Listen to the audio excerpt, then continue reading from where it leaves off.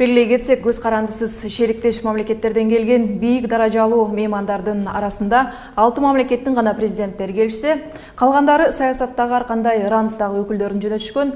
Ким кайсы өлкө президенттери КМШ саммитине келбей калды? Алар КМШны этибар албаганы үчүн жыйынга келбедиби же кандай жүйөлүү себептери бар?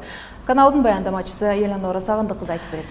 Бишкекте өтүп жаткан ушу КМШ саммитине Молдова өзүнүн премьер-министрин жөнөттү. Ал эми Украина элчисин, бизге жакын коңшу Өзбекстан болсо тышкы иштер министрин, ал эми Түркмөнстан өкмөт башчынын орун басарын чабарман кылды десек болот. Эми булардын ар бири тууралуу сиздерге кыскача айтып берейин. Негизи Молдовада конституция боюнча премьер-министр өлкөдөгү биринчи адам, первое лицо государства деп эсептелет.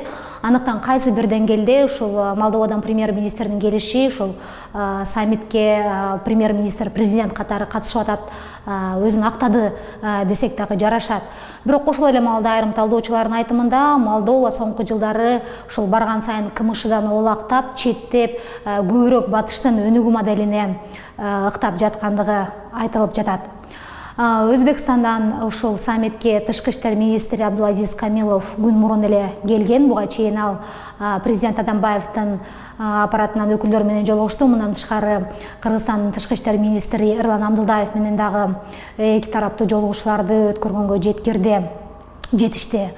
Бул өлкөдө азыр мурунку президент Ислам Каримов капыстан каза таап, бийлик алмашуу жүрүп атат. Азыр учурда президенттин ыйгарым укуктарын убактылуу Шавкат Мирзиёев аткарууда жана ушул Кыргызстандын президенттик аппаратынын тышкы иштер бөлүмүнүн башчысы Сапар Исаковдун айтымында бул саммитке отурумдук болсо дагы Шавкат Мирзиёевдин эмес, ушул тышкы иштер министринин келип жатышы бул ушул Өзбекстандын өзүнүн ички маселелерине байланыштуу нерсе жана бул нерсе соңку кезде орун алып жаткан кыргыз-өзбек чек арасына байланыштуу маселеге байланыштуу нерсе болгон жок.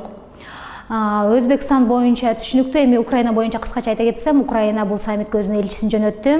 Бул албетте Орусия, Украина учурдагы мамилесин эске алсак түшүнүктүү нерсе, бирок бул жерде белгилеп коючу башкы нерсе ошол протоколго ылайык эми Украинадан келген элчи саммитте президенттердин тар чөйрөдөгү жолугушуусуна катыша албайт.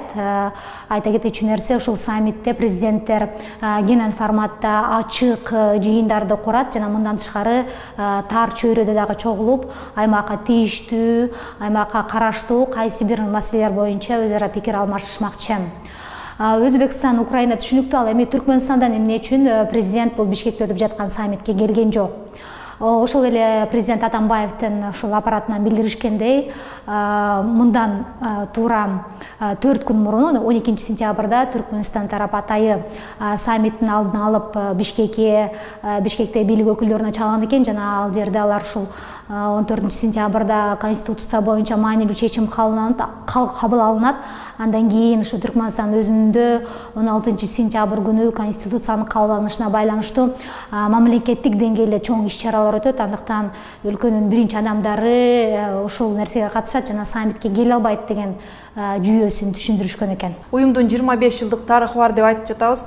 Чейрек кылым ишмердүүлүгүндө жетишкендиктери кайсылар экен? Ооба, эксперттер ушул КМШнын уюм катары 25 жыл ичиндеги ишмердигине ар кандай пикирлерди, сындарды, баалоолорду берип жатат жана алардын баары окшош деп айтууга болбойт. Кайчы пикирлер абдан арбын. Ушул чейрек кылым убагында КМШ уюм катары эмнеге жетише алды же эмнеден бөксөрдү деп суроо койгондо, ушул кемчиликтеринен минустарынан баштасам, бул эң негизгиси эле 2008 жылы ушул шериктештиктен Грузиянын чыгып кетишин белгилөөгө болот. Мындан тышкары соңку жылы ошо Тоолук Карабах маселесинде ошол шериктештик ичиндеги эки мамлекет Азербайжан менен Армениянын мамилеси дагы кескин солгундап кетти. Ушул нерселерди белгилесе болот. Ал эми жетишкендик катары эксперттер ушул 2011 жылы КМШ аймагында эркин соода жүргүзүү боюнча келишимге кол коюуну айтып жатышат. Бул келишим менен азыр ушул КМШ аймагында өлкөлөр арасында соода, экономикалык байланышты түзүүдө кайсы бир жеңилдиктер, жаңы мүмкүнчүлүктөр ачылып жаткандыгы белгиленүүдө. Негизи эле ушул КМШнын алкагында 400гө чакты ар кандай тармактарда камтыган мыйзам долбоорлору бар. Бирок ал долбоорлордун баары эле жакшы толук кандуу иштейби же иштебейби, бул дагы өзүнчө бир маселе, суроо. Бишкекте өтчү 2 күндүк саммиттин күн тартиби алдын ала белгилүү болгон. Ошентсе да көшүк артында кайсы бир маселелер боюнча маанилүү чечимдер кабыл алынат делип жатат. Кандай көмүскө сүйлөшүүлөр, чечимдер болчудай? Ооба, ушул Бишкекте өтө турган 2 күндүк саммиттин күн тартиби алдын ала эле белгилүү болгон. Анда кайсы документтер каралат, журналисттерге ачык маалымат берилген, бирок ошентсе дагы саммиттин алкагында көшүк артында ар кандай сүйлөшүүлөр болот, балким чечимдер кабыл алынат деп күтүлүп жатат. Бул жерде эле эң негизги көңүл чордонда боло турган мамлекет катары Өзбекстанды атап жатышат. Жана мен башта белгилегендей, Өзбекстанда азыр бир аз бийликти өткөлүү убакыт болуп атат. Президент Ислам Каримовдун капыстан каза табышы жана ал жакта мурунку премьер-министр Шавкат Мирзиёевдин убактылуу президентке отурушу, ушул декабрда президенттик шайлоо өтүп, андан кийин өлкөнүн тышкы саясаты канчалык өзгөрөт, бул нерсе албетте ушул саммит алкагында талкууланчу маселелерден болуш керек. Эксперттердин баамында ушул Орусия, дүйнөдөгү башка негизги саясаттагы оюнчулар АКШ, Кытай өңдө эле Өзбекстанга баягы кызыгуусун артып атат деп жатышат. Жана бул жакшы мүмкүнчүлүктөн кое бербей, ушул Өзбекстандан тарап келген өкүл менен сүйлөшүп, кайсы бир маселелер боюнча чечимдер кабыл алынбаса дагы ошого таасир этчү сүйлөшүүлөр болот деген ойлорун айтып атышат. Айта кетүүчү нерсе, ушул Бишкекте өтө турган саммиттин алкагында орус президенти Владимир Путин менен Өзбекстандан келген тышкы иштер министри Камиловдун 2 тараптуу жолугушуусу өтөөрү белгилүү болду. Негизи эксперттердин баамында, айтымында, Путин бул жолугушууда Өзбекстанды ушул КМШ аймагындагы Евразиялык экономикалык кызматташтыкка же болбосо аймактагы жамааттык коопсуздук келишим уюмуна мүчөлүккө тартууга аракетин жасайт. Дагы бир белгилеп кетүүчү нерсе, эртең 17 сентябрда Кыргызстанда ушул президент Алмазбек Атамбаевдин туулган күнү. Анын туулган күнү ушул саммиттин 2-чи күнүнө туура келип атат. Албетте президенттер чогулуп жаткан чакта бул дата өз ара ичара белгиленет деп күтүлүүдө.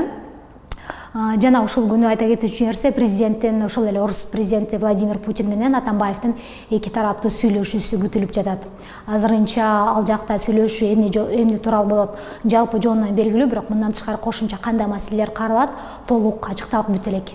Рахмат, Элеонора. 2 күн бою өтчү саммитте келген сыйлуу коноктор үчүн мамлекеттик резиденцияда атайын конок үйү салынган. Алардын жашаган жерлери жана иш-чара өтчү жай күчөтүлгөн көзөмөлгө алынды. Ал эми саммиттеги жаңылыктарды чагылдыруу үчүн чет өлкөдөн 150 жергиликтүүдөн 70 журналист катышууда. КМШ мамлекеттердин кийинки жылдагы саммити Москвада өтөөрү белгилүү болду. Орусия ээлик кыла турган 2017 жылдагы КМШ саммити Москвада октябрь айында өтөт.